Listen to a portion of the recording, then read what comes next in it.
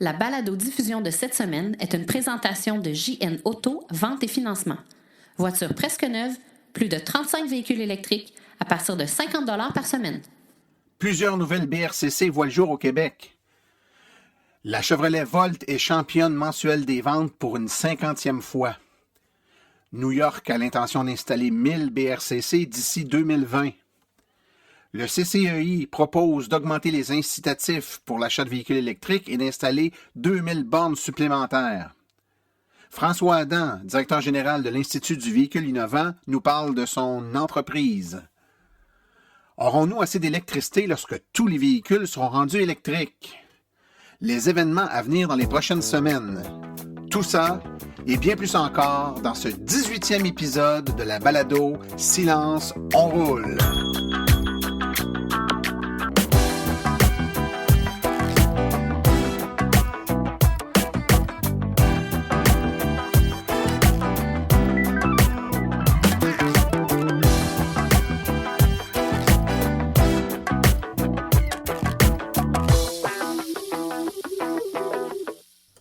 Bonjour tout le monde, mon nom est Martin Archambault, administrateur webmestre et porte-parole média de l'Association des véhicules électriques du Québec. C'est avec passion et plaisir que j'anime ce podcast dédié 100% aux véhicules électriques. Alors, un beau 2 semaines vient de s'écouler depuis la dernière balado-diffusion. L'été semble vouloir s'accrocher. En fait, je ne sais pas si on peut parler de s'accrocher puisqu'il n'est jamais arrivé. Il est arrivé un peu sur le tard. On vit une fin de septembre tout à fait exceptionnelle. On en profite. C'est néanmoins un peu troublant d'avoir des températures de 31-32 degrés Celsius à quelques jours seulement du mois d'octobre. Quoi qu'il en soit, j'espère que vous en avez profité. Vous avez été un peu à l'extérieur, vous n'avez pas simplement été à l'intérieur parce que, évidemment, bientôt, les temps un peu plus frais vont arriver et puis on va regretter ces belles températures chaudes-là. J'en profite pour vous rappeler, je le fais à toutes les balados, mais c'est important que vous puissiez prendre le temps de nous écrire, de nous faire part de vos commentaires, de vos suggestions, simplement nous dire que vous êtes à l'écoute. Écoutez, on n'a pas de sondage BBM en balado-diffusion. On a un nombre d'abonnés qui nous est fourni par les sites sur lesquels on rend la balado disponible. Ça ne nous donne aucune idée de combien de personnes nous écoutent réellement. Je sais que j'ai quand même beaucoup d'abonnements. C'est surprenant pour une balado-diffusion qui est passablement nichée, il faut l'admettre. Là. C'est quand même pas de l'intérêt général, grand public, encore à 100%. Donc, évidemment, je m'attends à avoir une clientèle peut-être un peu plus ciblée. Puis, tant mieux. Vous êtes là, vous êtes à l'écoute, vous aimez ça. Donc, prenez le temps de m'écrire martin@aveq.ca. Dites-moi que vous m'écoutez, comme ça que je sais que je parle pas tout seul et puis que les dizaines et les dizaines d'heures que je mets là, à la production d'articles sur le site web ou encore de balado-diffusion comme celle-là, je fais pas ça en vain. Cette semaine, je vais prendre le temps de remercier Pierre Ouellette qui m'a écrit.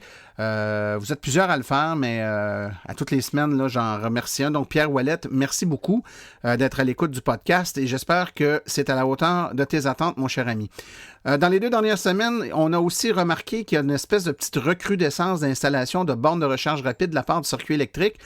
Ça a été un peu calme cet été, plusieurs le reprochaient. Et puis là, oups, il y a une petite go, là, ça commence à apparaître, des nouvelles bornes à de nouveaux endroits et des dédoublements de bornes à d'autres, d'Aveluiville, entre autres, là, qui vient d'avoir sa borne, sa BRCC doublée, donc une deuxième BRCC. Il y a d'autres sites aussi qui vont être doublés dans les prochaines semaines, ça s'en vient. C'était quelque chose qui était en demande avec l'augmentation du nombre de véhicules. Ça prend un nombre de bornes de recharge suffisant pour satisfaire la demande. Et puis, on se doutait bien là, que c'est une réponse ou en tout cas une action qui devait être prise rapidement, surtout dans les endroits névralgiques, les endroits importants, là où il y a beaucoup de véhicules qui circulent. Je pense entre autres là, Drummondville, Daveluiville en était un bel exemple. Et il y en a d'autres, là, Saint-Hyacinthe. C'est des endroits sur les grands axes routiers entre Montréal et Québec où les gens doivent arrêter pour se recharger. Et puis, dans les belles journées, là, puis avec l'augmentation du nombre de véhicules, une seule borne de recharge rapide, c'était pas assez. Il y avait des files d'attente, là, parfois de 2, 3, 4 véhicules dans les bonnes journées cet été. Donc, on ne peut qu'accueillir avec joie ce dédoublement de bornes de recharge à certains endroits. Espérons que ça va continuer, voire même avoir des endroits où il y en aura plus que 2. Je pense que ça ne serait pas un luxe, ça non plus. Alors, sans plus tarder, on va enchaîner tout de suite avec les nouvelles dans le monde de l'électromobilité.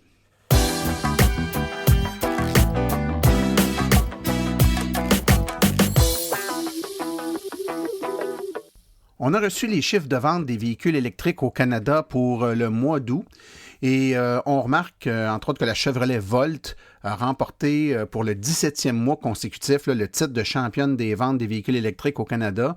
Et c'est la 50e fois que la Volt gagne ce titre. Donc, on n'en dément pas. La popularité de la Volt est toujours là et bel et bien là. C'est sûr que là, maintenant, si on regarde, on est rendu à mi-2017, on est loin là, du début des autos électriques. Là, il y a 5-6 ans où il y avait la Volt et la Leaf. Maintenant, il y a beaucoup de modèles disponibles et puis il y a un peu plus de concurrence. C'est 30 modèles électriques qui sont disponibles au moins dans certaines régions du Canada. Là, donc, ça permet de répartir un peu les ventes. Les 295 ventes de Volt en août sont à peu près égales aux moyennes de juin et de juillet, là, qui étaient 289, mais c'est par contre en baisse par rapport aux 421 ventes d'août dernier. C'est sûr que lorsqu'un véhicule, un modèle ou une nouvelle version d'un véhicule vient de sortir, il y a un engouement. Là, l'an dernier, il s'en vendait un peu plus. Mais à l'heure actuelle, là, c'est 20% supérieur les ventes de véhicules électriques au Canada si on compare, somme toute, à l'année passée, là, toutes marques confondues. Chevrolet a également vendu 82 Bolt au Canada en août. C'est une baisse par rapport aux 117 là, en juillet et aux 169 qu'on avait eu en juin. C'est un peu normal. Puis on peut se demander aussi s'il y a bien des acheteurs là, qui sont sur le stand-by parce que la Model 3 va commencer à arriver au Canada et les gens là, qui ont un petit peu plus d'argent puis qui veulent investir dans une voiture avec une autonomie plus grande, ben dans certains cas, là, veulent attendre la Tesla 3. Donc c'est sûr que ça a un impact. On remarque aussi une information importante, là, c'est que il y a une baisse de vente chez Nissan pour la Leaf. Ça s'explique, évidemment, c'est la rareté. Hein? Le modèle actuel a été pas mal écoulé. Le modèle 2018 a été annoncé, mais n'est pas encore arrivé en magasin, ce qui fait que c'est à peu près impossible d'acheter une Leaf actuellement neuve. J'ajouterais même que c'est pas mal impossible avec n'importe quelle marque au moment où on se parle, là, à l'exception là, de Tesla pour les autres modèles que la 3. Et de rares exceptions, là, il n'y a pas beaucoup de disponibilité actuellement chez les concessionnaires.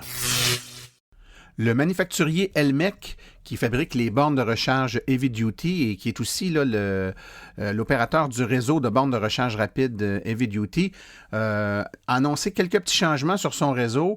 Entre autres, il y avait une borne de recharge qui avait été installée de façon temporaire au McDonald's de la rue Descaries, du boulevard Descaries à Montréal. Ben, c'était temporaire, elle va donc être retirée. Par contre, on va en ajouter d'autres. On sait qu'il y en a déjà une qui est installée là, chez Montréal Autoprix Division hybride et électrique au 4900 boulevard Métropolitain Est à Saint-Léonard. En fait, c'est 2 bornes de recharge rapide qui sont installées là. Eh bien, il y en a une nouvelle qui a été mise en fonction toujours chez Montréal Autoprix, mais maintenant celui du 5800 chemin Côte-de-Liesse à Mont-Royal. Donc, cette nouvelle borne-là, là, au moment d'enregistrer la balado-diffusion, était en service. Évidemment, il faut comprendre que la première borne, là, celle de McDonald's, c'était des tests. Elmec est en train de regarder un peu et de mettre à point là, son réseau, l'application pour l'utiliser. Mais maintenant, on sent qu'on entre plus dans la phase de déploiement, donc on peut s'attendre à ce que des nouvelles bornes de recharge apparaissent, soit à Montréal ou même dans les environs. Même ailleurs au Québec, là, une nouvelle borne rapide Heavy Duty est en fonction à Sherbrooke chez Climatisation Duplessis. Borne de recharge Estrie, puis elle va être vraiment inaugurée sous peu, puis d'autres bornes de recharge rapide qui devraient être installées prochainement au Saguenay-Lac-Saint-Jean, puis plusieurs autres projets qui sont en discussion. C'est à suivre.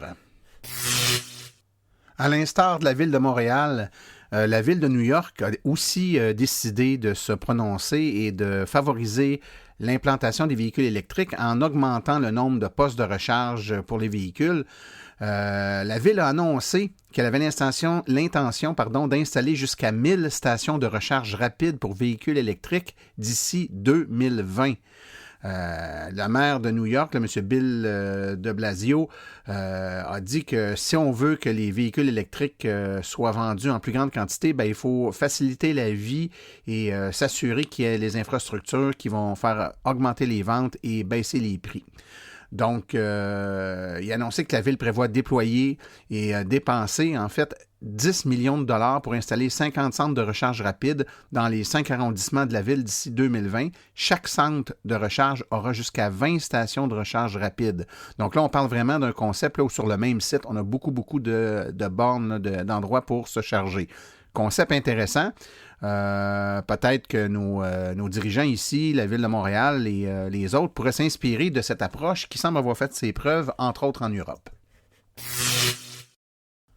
Le Conseil consultatif sur l'économie et l'innovation a présenté le 25 septembre dernier 12 recommandations après un an de travail en compagnie de Michael Sabia, patron de la Caisse de dépôt, et de Sophie Brochu, PDG de Gaz Métro. Ce comité consultatif là, sur l'économie suggère au gouvernement d'accentuer ses efforts en vue de favoriser l'utilisation du transport électrique en ajoutant rapidement plus de 2000 bornes de recharge et en haussant davantage les incitatifs pour atteindre les plus rapidement possible un parc ayant plus d'un demi-million de véhicules électriques. Alors, on est plus habitué par les temps qui courent d'avoir des études ou des rapports qui semblent pas toujours aller dans le sens de l'électromobilité et du développement durable. Et bien, cette fois-là, on est un peu agréablement surpris, je dirais, de cette étude. Entre autres, le Conseil propose d'élever temporairement la subvention maximale pour l'achat d'un véhicule électrique ou hybride rechargeable jusqu'à atteindre 100 000 véhicules électriques. Cette proposition porterait ainsi sur 85 000 véhicules, puisque 15 000 sont déjà en circulation. Une fois le seuil atteint, le mouvement lancé est bien en place. La subvention maximale pourrait être réduite par la suite.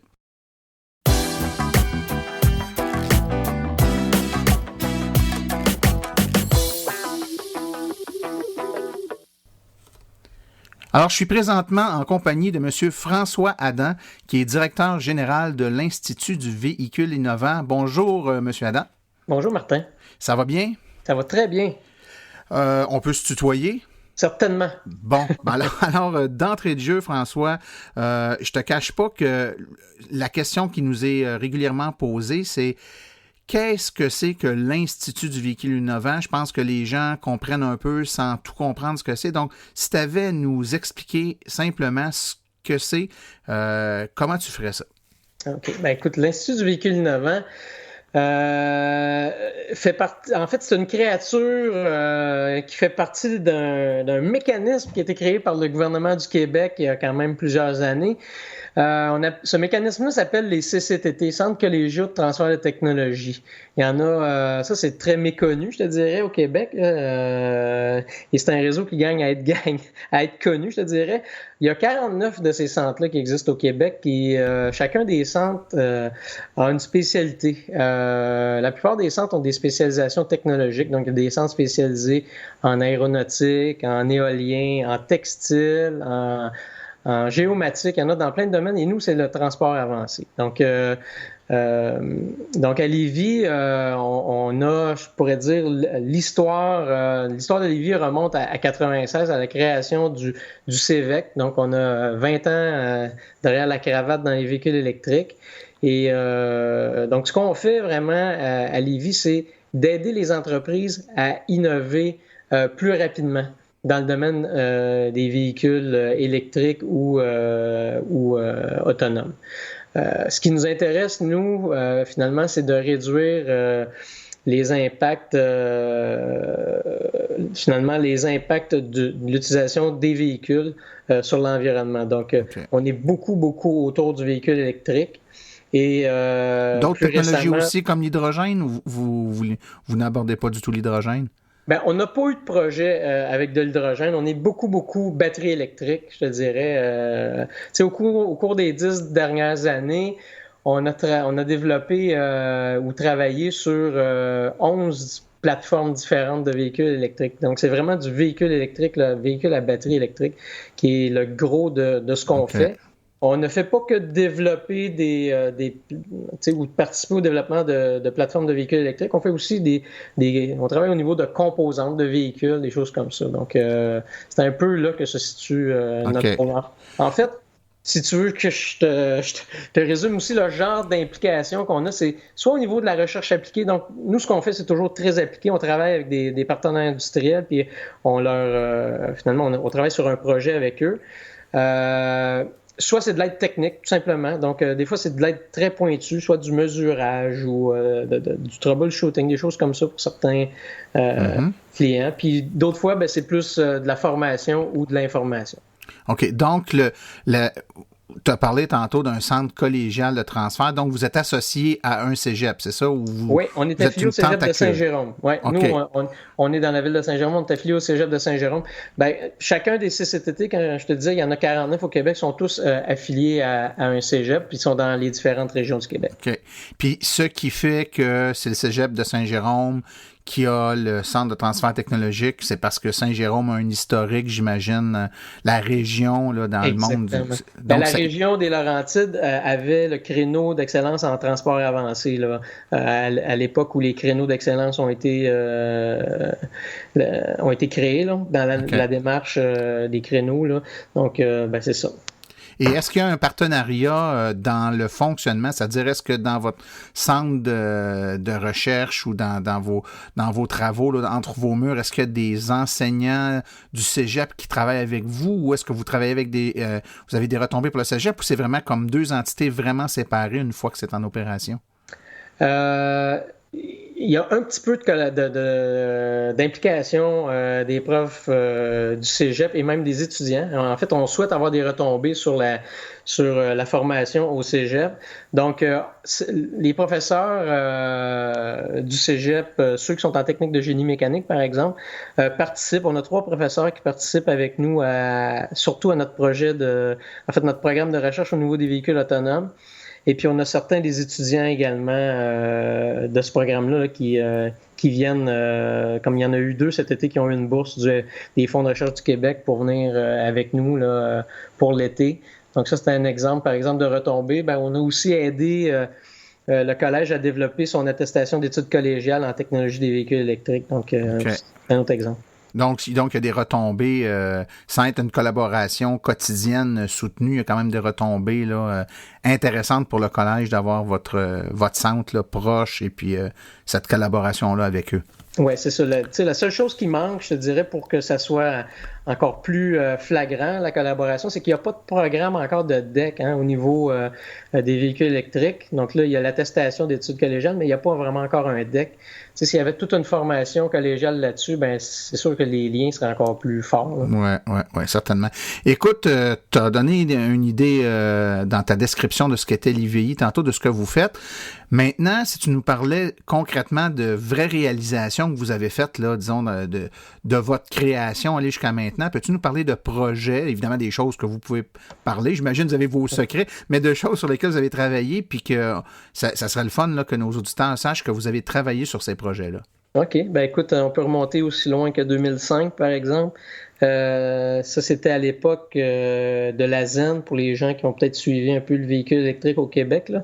Ça date, là, mais il y a eu la petite période où il y a eu ces petits véhicules électriques-là qui ont été fabriqués à Saint-Jérôme. Ben, le développement de ça, ça s'est fait chez nous à ce moment-là. C'était des investisseurs de Toronto qui étaient intéressés à se lancer dans le marché des petits véhicules électriques, puis ils ont trouvé là à notre centre des gens pour les aider pour pouvoir réaliser ce rêve-là. Ensuite de ça, d'autres exemples. Je sais pas si c'est beaucoup industriel ou lourd là, ce qu'on a fait. Donc, mais il y a peut-être des projets qui vont vous dire un peu plus quelque chose. Par exemple, cargo, ça vous dira peut-être quelque chose à des gens. Là. Donc, un beau petit utilitaire en aluminium là, qui est finalement un spin-off de la ferme Priscade à Québec. Mais on a collaboré avec eux là, au développement de ce petit utilitaire-là.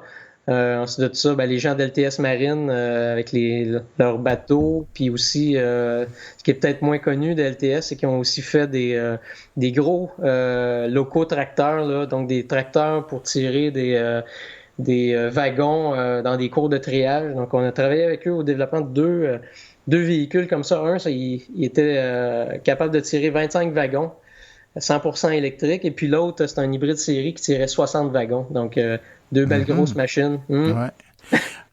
On a, lors de notre dernière assemblée générale annuelle de l'AVEC, on a eu des conférenciers. Entre autres, on a eu M. Saint-Cyr de Théo Taxi. Ouais. Et puis, M. Saint-Cyr nous a parlé d'une collaboration avec vous par rapport à certains tests de laboratoire, je vais le dire comme ça, là, qui sont effectués sur certains véhicules de leur flotte. Peux-tu nous en parler? Oui, je peux vous en parler un peu. Ce qui peut se dire, en fait. Ce qui peut se dire, en fait, il en a parlé devant tout le monde. J'imagine que ce bout-là, on va pouvoir en parler. Ben oui, certainement. Ben oui, on est impliqué avec Théo dès le début du projet pour les aider dans l'implantation de ce service de taxi électrique-là. Puis, une des choses qu'on a fait, en plus, surtout l'aide technique terrain, ça a été de suivre la dégradation des packs des différents modèles de véhicules qu'ils utilisaient. Vous savez qu'ils ont des Tesla Model S, des Leaf, ils ont des Kia Soul. Ben, ce qu'on a fait, c'est qu'on a étudié un échantillon de ces véhicules-là. Donc, 20 véhicules qu'on suivait une fois par mois qui venaient faire un tour au laboratoire, puis on mesurait la dégradation finalement du pack mois après mois. On a fait ça sur 1 an et demi. Et comme ces véhicules-là sont utilisés de façon très intensive en recharge rapide tout le temps, c'est tout le temps en continuant en recharge rapide, on pouvait voir, même sur une période aussi courte qu'1 an et demi, une certaine dégradation du pack. Donc, on pouvait voir la dégradation linéaire, puis ça permettait de faire une corrélation, d'avoir une idée à quel moment, finalement, le pack deviendrait plus utilisable pour le. OK, ça ressemble pas mal à ce qu'on nous avait expliqué. C'est assez intéressant. Puis pour les gens qui nous écoutent, sans voler de scoop, là, bien sûr, là, on parle de dégradation, mais il n'y avait rien à se garrocher ces murs. C'est-à-dire que les tests qui ont été effectués semblaient démontrer une dégradation minime, tout à fait normale. Puis le fait d'utiliser la charge rapide tout le temps, c'est sûr qu'on accélère le processus parce que on recharge, décharge d'une façon tout à fait anormale là, par rapport à monsieur, madame, tout le monde. Mais c'était très rassurant, les résultats, là, je dirais, pour le commun des mortels. En tout cas, c'est comme ça que ça nous a été présenté. Puis les chiffres, l'analyse des chiffres qu'on a vus était vraiment dans ce sens-là. Évidemment, il y a des petites différences entre un modèle de véhicule puis l'autre, puis tout ça, mais grosso modo, dans tous les cas, il y avait rien d'affolant. C'est rassurant. C'est comme ça que je pense qu'on peut le traduire le mieux. François, maintenant, tu as parlé de certains projets sur lesquels vous avez travaillé. Est-ce qu'il y a des projets qui s'en viennent qui sont dignes de mention? Si tu me permets de reculer un coup par rapport aux projets sur lesquels on a travaillé et qui sont très visibles, là, il y a évidemment le projet d'autobus scolaire de Lyon. Ça, c'est un superbe projet. Finalement qu'on a mené chez nous au début, là, donc les premiers prototypes de ces autobus-là, puis qui a été complètement... C'est là que tu vois finalement le rôle d'un centre de transfert technologique, là, c'est que ça a été complètement transféré chez Autobus Lyon et ils ont été en mesure là, de reprendre ça totalement. Puis maintenant, chez Lyon, il y a toute une équipe d'ingénierie. Là. Puis écoute, ça travaille sur 4 nouvelles plateformes de véhicules, là, 2 camions, 2 autobus. C'est très impressionnant à voir. En fait, Autobus Lyon, je pense que nos auditeurs et les lecteurs de notre site web là, sont familiers parce qu'on parle souvent de cette entreprise-là qui développe les autobus scolaires, entre autres des autobus scolaires électriques là, qu'on commence à voir de plus en plus. Là. C'est une très belle réalisation puis c'est une application concrète pour le commun des mortels. Des fois, les applications plus industrielles, on le voit moins, mais quand c'est l'autobus qui vient chercher notre petite piste sur le coin de la rue puis que c'est un autobus électrique, là, c'est un peu plus parlant pour tout le monde. Exactement. Donc, celui-là, je savais qu'il était très, très connu. C'est pour ça que je me permettais de revenir là-dessus. Présentement, sinon, dans les projets qu'on a sur la planche et qu'on peut parler, il y a notre programme Marion, c'est les véhicules autonomes, est très public. Là, donc, on sait que... On peut dire qu'on travaille sur trois types de véhicules autonomes. C'est des véhicules qui vont être hors route. Donc, on regarde pour une application d'agriculture, donc qui sera potentiellement un hybride série qui va faire finalement qui va aller dans les champs et faire du désherbage de façon automatique. On regarde aussi, on est sur un projet pour de la manutention industrielle, donc un véhicule de manutention industrielle électrique qui va être entièrement automatisé. Là. Et puis finalement, une application de transport de personnes, là, une espèce de navette de transport de personnes là, automatique, là, 100% électrique aussi. Donc, c'est les trois applications qu'on a dans le radar présentement. Ah ben c'est super intéressant. Écoute, François, si jamais des gens veulent en savoir plus, sont intrigués par ce que vous faites, est-ce qu'il y a un endroit où ils peuvent chercher de l'information sur Internet ou ailleurs? Certainement. Écoute, notre site web, on essaie de mettre plusieurs de nos réalisations dessus. Donc, il y a le site web, ivi-solution avec un s.ca. Sinon, ben, ce qu'on fait aussi, c'est on essaie d'être de plus en plus présent sur les réseaux sociaux. Donc, Ivi se trouve sur Facebook, sur LinkedIn, sur Twitter même un peu. Donc, on peut suivre là-dessus un peu ce qui se passe chez nous.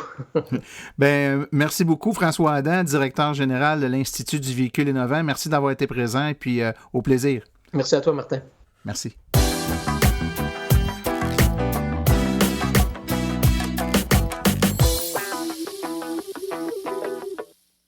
JN Auto, la référence lorsque vient le temps de se procurer une voiture électrique presque neuve.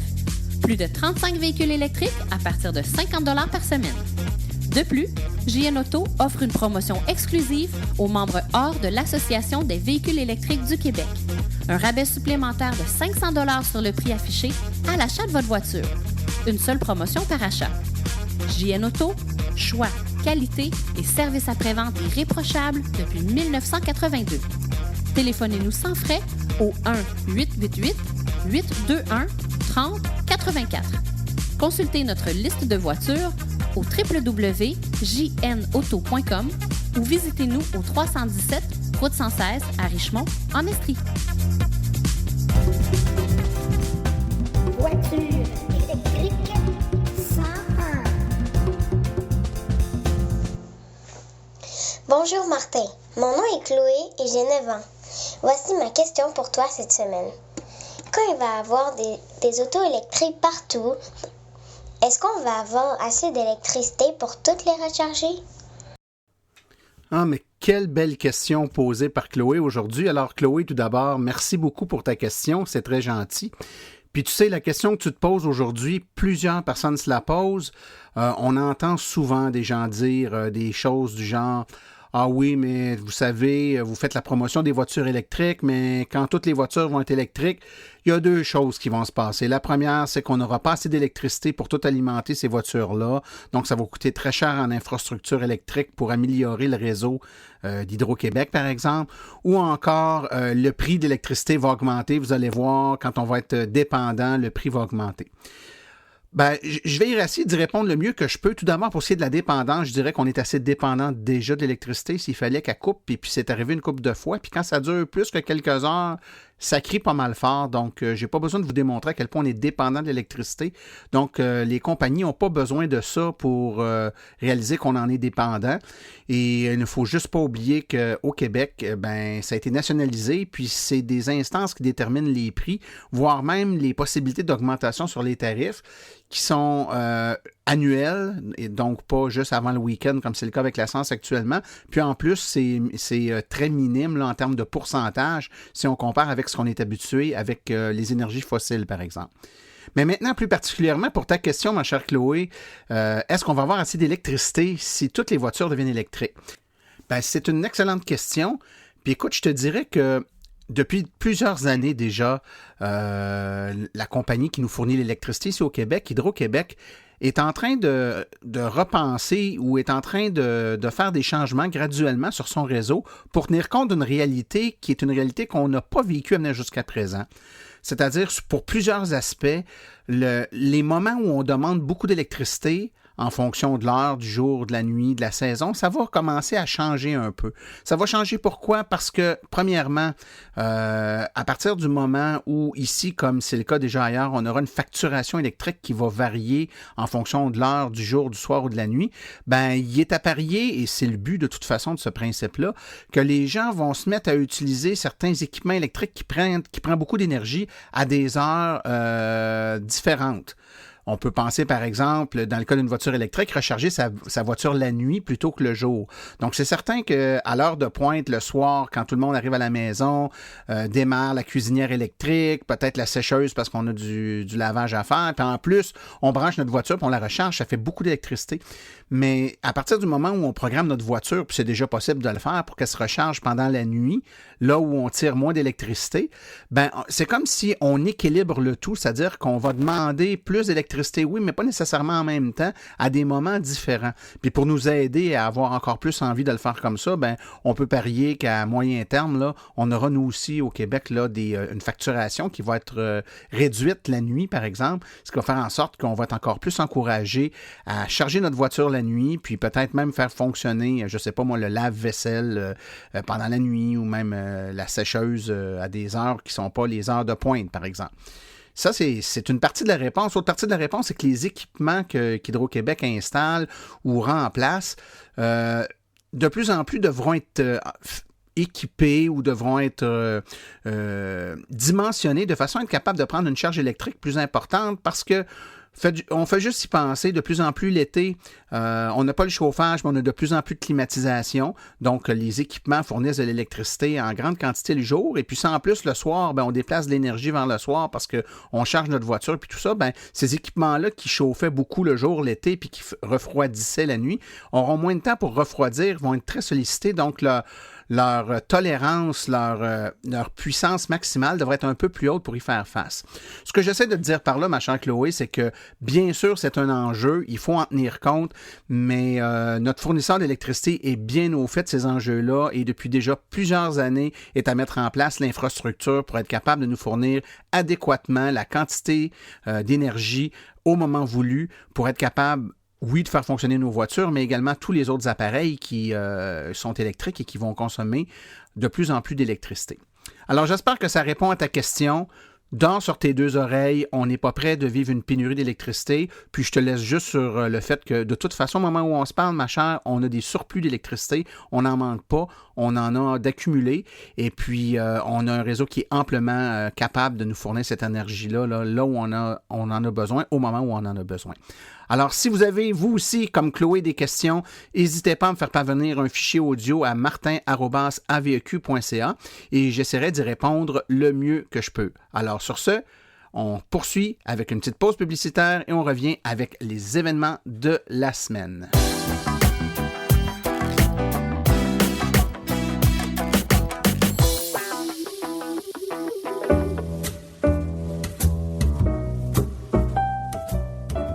Vous avez une entreprise qui œuvre dans le domaine des voitures électriques. Vous aimeriez faire de la publicité là où l'auditoire est constitué à 100% d'adeptes de véhicules électriques?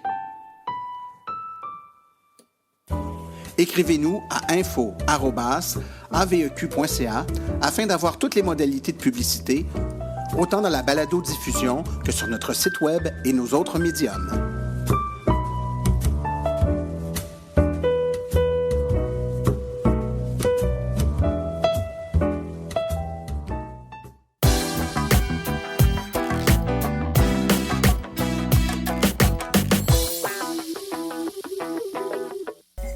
Les 30 septembre et 1er octobre, c'est Info Véhicules électriques à l'Écosphère de Magog, des kiosques d'information et des essais routiers. D'autres essais routiers à Longueuil cette fois-ci le 30 septembre de 9h à 17h au 601 à Doncourt, des kiosques d'information et essais routiers également. Le rendez-vous électrisant de Saint-Bruno de Saguenay, c'est le 30 septembre de 9h à 16h au restaurant Marchand, situé au 128 rue Melançon à Saint-Bruno, kiosque d'information et essais routiers. Rouler électrique Vaudreuil-Dorion le 7 octobre de 10h à 16h. C'est au 601 avenue Saint-Charles à Vaudreuil. C'est dans le stationnement près du Saint-Hubert, là, à côté de la borne de recharge rapide. Une occasion unique de venir en apprendre davantage sur les véhicules électriques. Événement branché avec à Plessisville, c'est le 14 octobre 2017. Conférence, information et essais routiers. Conférence sur les véhicules électriques le 24 octobre 2017. C'est une conférence donnée par Neil Mathieu, directeur régional de l'AVEQ pour Chaudière-Appalaches. C'est à 18h30 à la bibliothèque Honorius Provost de Sainte-Marie-de-Beauce. Et une petite date, si vous ne voulez pas l'oublier, la 2e édition du Salon du véhicule électrique de Montréal aura lieu du 20 au 22 avril 2018. Conférence, information, essais routiers. Plus d'informations dans les prochaines balados.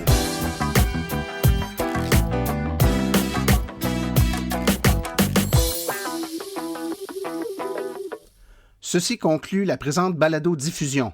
L'AVEQ remercie tous les collaborateurs, particulièrement François Adam et Chloé, pour leur participation au podcast d'aujourd'hui. Nous remercions également JN Auto, le commanditaire principal de Silence on roule. La reproduction ou la diffusion de l'émission est permise, mais l'Association des véhicules électriques du Québec apprécierait en être avisée. Toutes questions concernant l'émission peuvent être envoyées à l'adresse martin@aveq.ca. Pour toutes les questions générales regardant l'électromobilité ou l'association, veuillez écrire à info@aveq.ca. Pour vous renseigner et avoir accès à toute la documentation de l'AVEQ, visitez le www.aveq.ca. Je vous rappelle que sur notre site web, afin de vous faciliter la tâche, vous avez accès aux archives de nos balados, ainsi qu'à des hyperliens vers les sites web mentionnés aujourd'hui, le tout directement au www.aveq.ca/silence. Mon nom est Martin Archambault, et d'ici la prochaine balado, j'espère que vous attraperez la piqûre et direz vous aussi, silence, on roule.